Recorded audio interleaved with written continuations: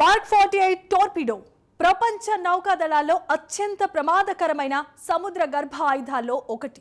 నిశ్శబ్దంగా ప్రయాణించి లక్ష్యాన్ని వెంబడించి భారీ ఉక్కు నిర్మాణాన్ని కూడా క్షణాల్లో నాశనం చేసే శక్తి దీనికుంది.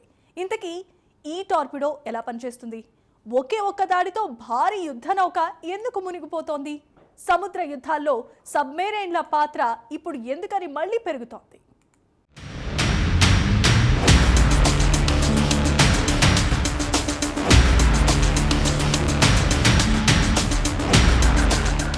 హిందూ మహాసముద్రంలో చోటు చేసుకున్న ఒక సముద్ర యుద్ధ ఘటన ప్రపంచ దృష్టిని ఒక్కసారిగా ఆకర్షించింది.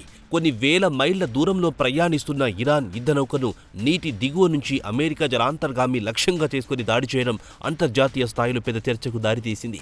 సముద్ర ఉపరితలం మీద కాకుండా పూర్తిగా నీటి అడుగున దాగి ఉన్న సబ్మెరైన్ నుంచి ఒక్క టోర్పిడో ప్రయోగం కొన్ని నిమిషాల్లోనే ఒక భారీ యుద్ధ నౌకను సముద్ర గర్భంలోకి నెట్టేసింది. ఇది సాధారణ సముద్ర యుద్ధం కాదు.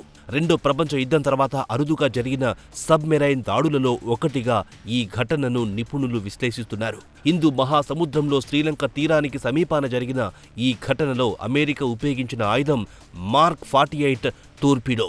ప్రపంచ నౌకాదళ యుద్ధాల్లో అత్యంత ప్రమాదకరమైన సముద్రగర్భ ఆయుధాల్లో ఒకటిగా దీన్ని భావిస్తారు. శత్రు నౌకకి ఎటువంటి హెచ్చరిక లేకుండా, ఎలాంటి శబ్దం లేకుండా, ఎక్కడి నుంచి వచ్చిందో కూడా తెలియకుండా దాడి చేసి నౌకను క్షణాల్లో ధ్వంసం చేయగల సామర్థ్యం ఈ టోర్పిడో ప్రత్యేకత.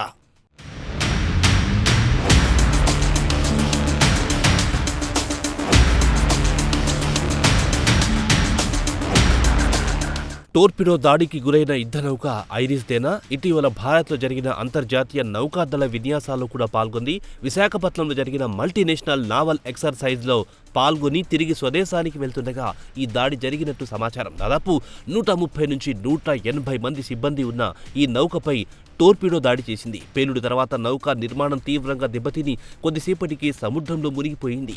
ఇప్పటి వరకు 87 మృతదేహాలను వెలికితీసినట్టు శ్రీలంక అధికారులు ప్రకటించగా మరో 32 మందిని రక్షించారు.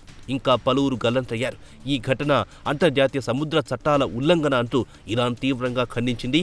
తమ నౌక అంతర్జాతీయ జలాల్లో ప్రయాణిస్తుండగా ఎలాంటి హెచ్చరిక లేకుండా అమెరికా దాడి చేసిందని ఇరాన్ ఆరోపించింది. దీంతో ఈ దాడి కేవలం ఒక నౌకను ముంచేసిన ఘటన కాకుండా భవిష్యత్ సముద్ర యుద్ధాల దిశను సూచించే సంఘటనగా మారింది. ఇక ఘటనతో ప్రపంచ దృష్టి మొత్తం ఇప్పుడు ఒకే ఒక సముద్ర ఆయుధంపై కేంద్రీకృతమైంది.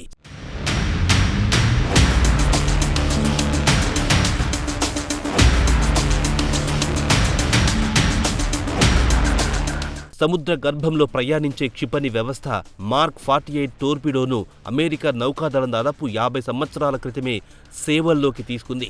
1972లో తొలిసారి ఉపయోగంలోకి వచ్చిన ఈ టోర్పిడోను అప్పటి నుంచి ఎన్నో సాంకేతికత అప్గ్రేడ్లతో మరింత శక్తివంతంగా మార్చారు. ఆధునిక ఎలక్ట్రానిక్స్, అధునాతన సోనార్ గైడెన్స్ సిస్టమ్స్, కొత్త ప్రొపల్షన్ టెక్నాలజీని అనుసంధానిస్తూ దీన్ని సముద్ర యుద్ధాలు అత్యంత ప్రభావవంతమైన ఆయుధంగా అభివృద్ధి చేశారు. సుమారు 19 అడుగుల పొడవు, 21 అంగుళాల వెడల్పు కలిగిన టోర్పిడో బరువు దాదాపు 1700 కిలోల వరకు ఉంటుంది. ఇందులో 650 పౌండ్ల బరువున్న భారీ వార్ హెడ్ ను అమర్చవచ్చు. నీటి అడుగున గంటకు దాదాపు 100 కిలోమీటర్ల దూరంలో ఉన్న లక్ష్యాన్ని కూడా ఖచ్చితంగా చేరుకోగలదు.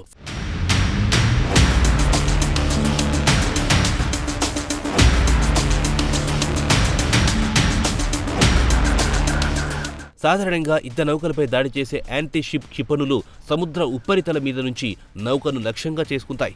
అవి నౌక పైభాగాన్ని తాకి పేలుతాయి. కానీ మార్క్ 48 టోర్పిడో పనిచేసే విధానం పూర్తిగా భిన్నం. ఇది నౌక కింది భాగానికి చేరుకొని అక్కడ పేలేలా రూపొందించబడింది. సముద్ర నౌక నిర్మాణంలో అత్యంత బలహీనమైన ప్రాంతం అదే.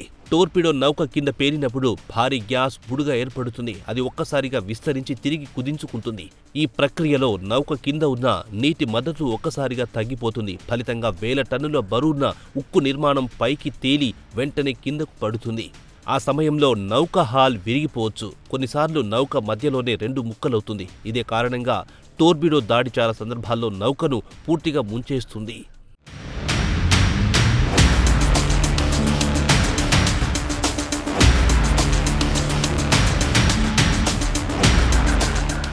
ఒకవేళ నౌకా నిర్మాణం పూర్తిగా ధ్వంసం కాకపోయినా కీలక వ్యవస్థలు మాత్రం దెబ్బతింటాయి. ముఖ్యంగా ప్రొపల్షన్ షాఫ్టులు, ఇంజిన్ భాగాలు, ఎలక్ట్రానిక్ కమాండ్ వ్యవస్థలు దెబ్బతింటాయి. దీంతో నౌక కదలికలు పూర్తిగా ఆగిపోతుంది. యుద్ధ సమయంలో ఇలాంటి పరిస్థితి ఏర్పడితే ఆ నౌక రక్షణ లేకుండా సముద్రంలో చిక్కుకుపోతుంది. అందుకే మార్క్ 48 టోర్పిడోను నౌకాదళ నిపుణులు నిశ్శబ్ద మృత్యువుగా అభివర్ణిస్తారు. నౌకకు ముందస్తు హెచ్చరిక దాదాపు ఉండదు. ఎక్కడి నుంచి దాడి జరిగిందో కూడా గుర్తించడం చాలా కష్టం. ఈ టోర్పిడోలో అమర్చిన సోనార్ గైడెన్స్ వ్యవస్థ దీని అసలైన బలం. నీటి అడుగున ఉన్న లక్ష్యాలను గుర్తించడం కోసం ఇది యాక్టివ్, పాసివ్ సోనార్ సాంకేతికతను ఉపయోగిస్తుంది. సముద్రంలో ప్రయాణిస్తున్న నౌకల శబ్దాలు, ఇంజిన్ ధ్వనులు, నీటిలో ఏర్పడే కంపనాలు వంటి సమాచారాన్ని విశ్లేషించి లక్ష్యాన్ని గుర్తిస్తుంది.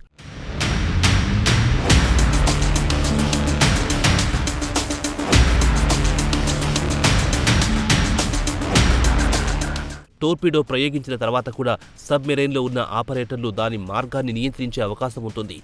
టోర్పిడోకు ఒక సన్నని వైర్ కనెక్షన్ ఉంటుంది. ఆ వైర్ ద్వారా తాజా టార్గెట్ సమాచారం పంపిస్తూ దిశను మార్చవచ్చు. ఇది టోర్పిడో దాడిని మరింత ఖచ్చితంగా చేస్తుంది. ఒకవేళ ఆ వైర్ తెగిపోయినా టోర్పిడో పనిచేయడం ఆగిపోదు. అది పూర్తిగా స్వయంచాలక మోడ్లోకి మారుతుంది. దీంతో టోర్పిడో స్వయంగా లక్ష్యాలను వెతికి దాడి చేయగలదు. ఇదే కాదు, మొదటి ప్రయత్నంలో లక్ష్యాన్ని తాకకపోయినా టోర్పిడో మళ్లీ తిరిగి లక్ష్యాన్ని వెంబడించి రెండోసారి దాడి చేసే సామర్థ్యాన్ని కూడా కలిగి ఉంటుంది.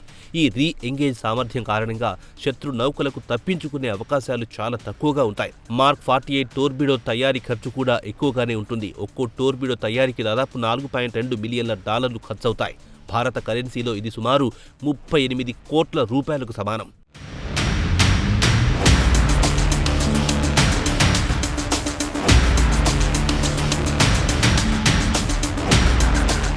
టోర్పిడోను భారీ ఆయుధ సామర్థ్యం కలిగిన యుద్ధ నౌకలను ధ్వంసం చేయడం కోసం అభివృద్ధి చేశారు. సముద్ర యుద్ధాల్లో అత్యంత ఖచ్చితమైన ఆయుధాల్లో ఒకటిగా ఇది గుర్తింపు పొందింది.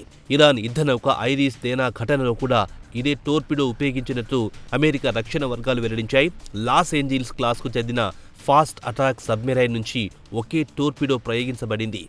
పెరిస్కోప్ కెమెరాలో రికార్డైన వీడియోలు టోర్పిడోను నౌక తాకిన క్షణం నుంచి భారీ పేలుడు సంభవించింది. పేలుడు తర్వాత నౌక వెనక భాగం తీవ్రంగా దెబ్బతిని కొద్దిసేపటికే సముద్రంలో మునిగిపోయింది.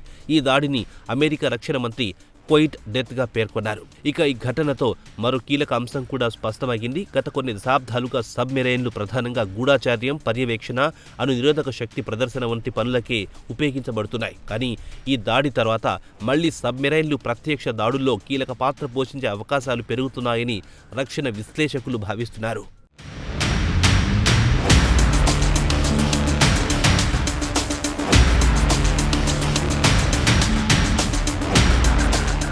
సముద్ర ఉపరితలంపైన ఉన్న నౌకలు కనిపించకుండా, ఎటువంటి ప్రమాదం లేకుండా శత్రు నౌకలను ధ్వంసం చేయగల సామర్థ్యం సబ్మెరైన్లకుంది.